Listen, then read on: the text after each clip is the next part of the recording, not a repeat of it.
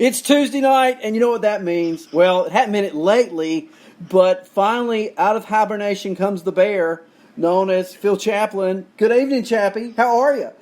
I'm great, brother. How you doing? It's always great to talk to you. I'm doing fine. It's been a little stormy here tonight. So, folks, during my 6 o'clock show, I know I went out about 10 minutes in, came back. Power went out. It's back again. Just a moment ago, I'm on the phone with Chappie. And I just got your text, Chappie. You go back out. Yeah, I did. So we're going to stick with it as long as we can. And so let's dig right in. We saved some segments earlier. We're going to talk about the Los Angeles Angels of Anaheim. And there's some nut on the line with me who just all of a sudden thinks the Angels are relevant. And you know what? I agree with him. Chappie, what about the Angels? Yeah, I just like what they're doing. I mean, I don't get me wrong. They're not very pretty. I mean, especially if on the mound, right? But you look at their offense, and there's guys out there, and we'll talk about them. There's guys out there that you might be able to just pick up off the heat, So I really, with this whole, terribly unfortunate incident with Tyler Skaggs, I really do believe that, a thing like that sometimes really kind of focuses someone. And this is a team that every night for 3 hours, they get to go and do what they're supposed to do. They don't, they're playing for Tyler. So I really do believe that there's some truth in these things, and I look for a good remaining season from a lot of these guys. Well, they lose La Stella, who's having a career year. You're familiar with him being a Cubs fan. Right. La Stella goes out. They had to feel the pinch there. But I was watching the Yankees and the Rays before we went on the air, and they were talking about the highest percentage of hard hit balls in the American League. And they were going through the leaders. At any rate, LeMahieu was second, Yandy Diaz was fourth, but who was fifth was Albert Pujols. Love it. Yeah. So taken for dead, but he's got the fifth highest hard hit rate in the American League. Yeah, and I really do think that, the RBI record and kind of being jumping up with those guys kind of weighed on him a little bit more than maybe he wanted to admit. Anytime you're talking about names in that hemisphere, if you will, it's got to weigh a little heavy when you probably got to push a little bit. The other thing is he's healthy, right? I mean, he's been battling some injuries the past couple of years, and I think it's easy to forget, even at, 39 years old, this guy brings a lot of accolades. So at 14 homers and 242, you need to stand up and take notice of that. And then a guy that you have fallen mad crush in love with, Ohtani, and Royals 29 Boom is in the chat room talking about him as I'm talking about him. I didn't really, Royals. I didn't plan this. I planned to ask him about Ohtani before you even put that in the chat room. But Ohtani, he's been a man on a mission the last month.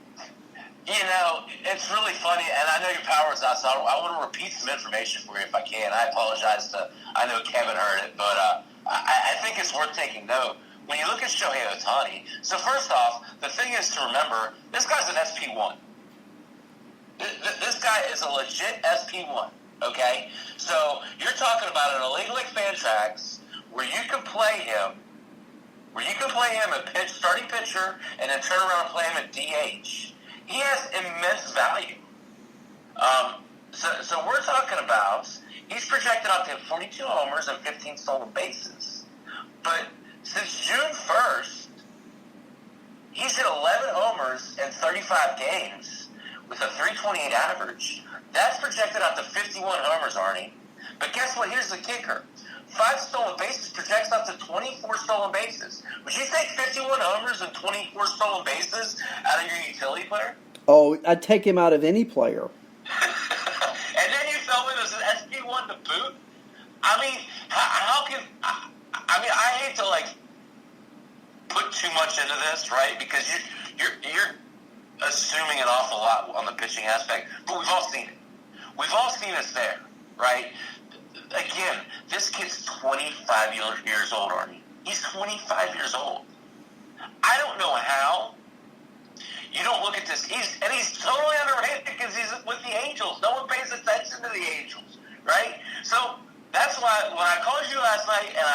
about that trade. I had to do it because you're not going to get Shohei Ohtani after another month of him doing this, or even, God forbid, he comes out and throws out 3 or 4 quality starts next year when he's fully healthy. He's just not going to get them.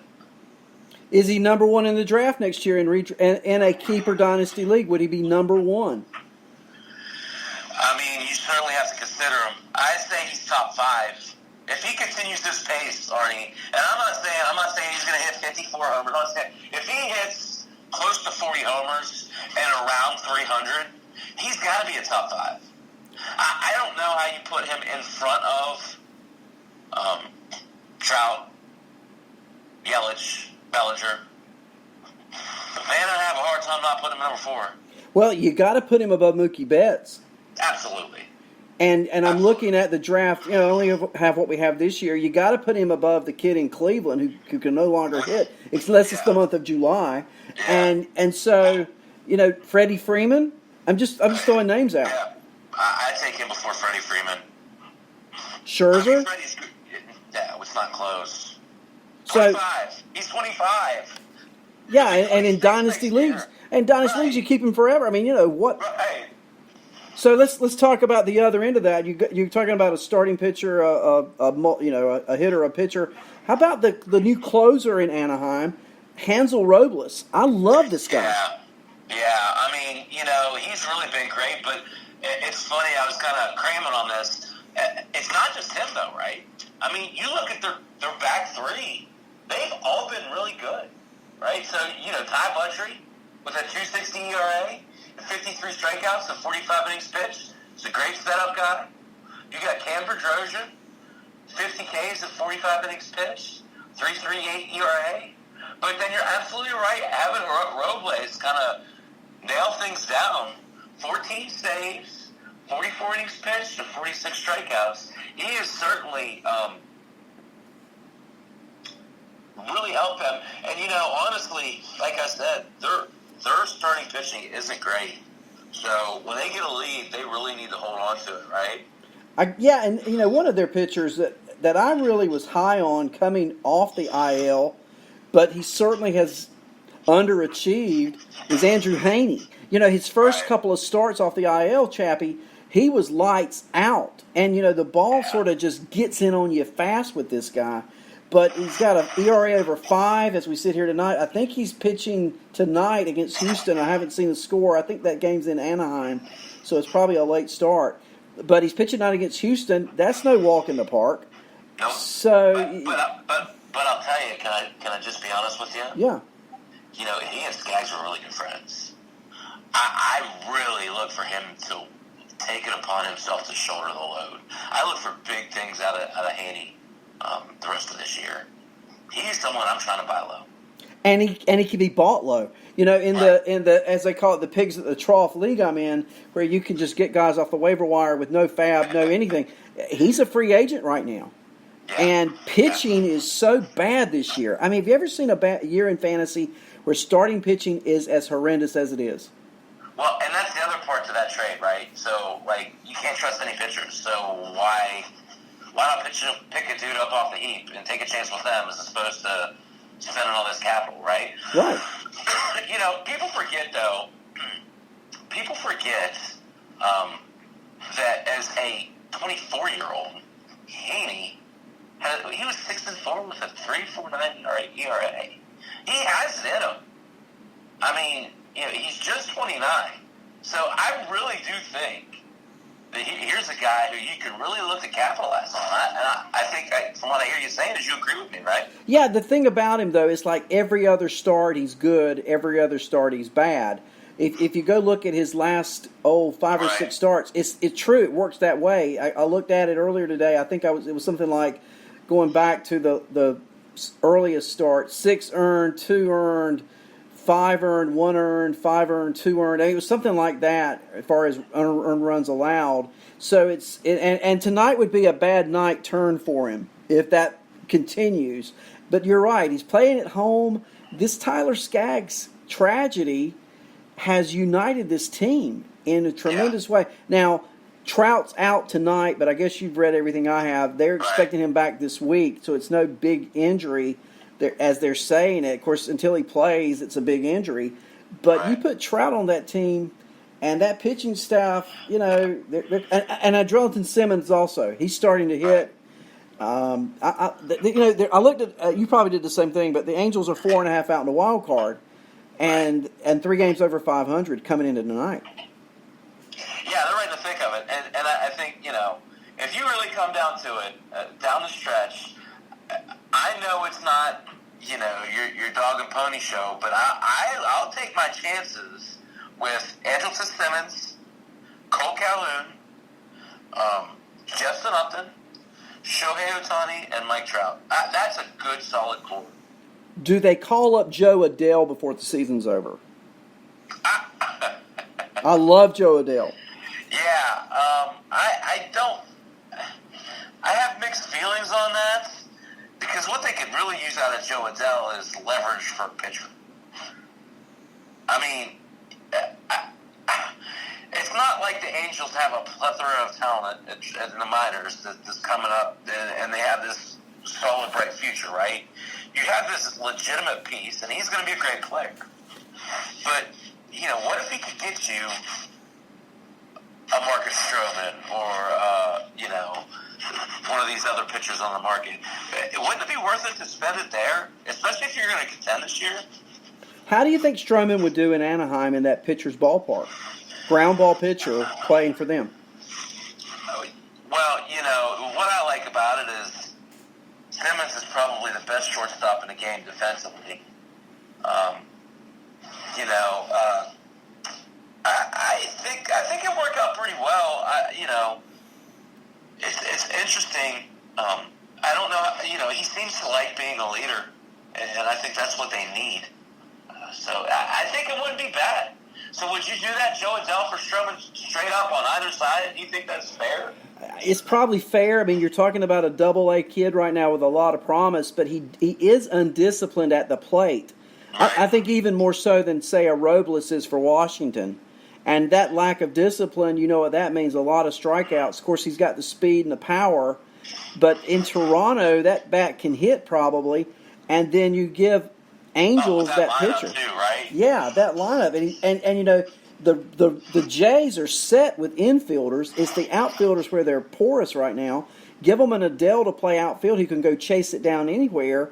Give that pitcher to Anaheim, and now the race is on.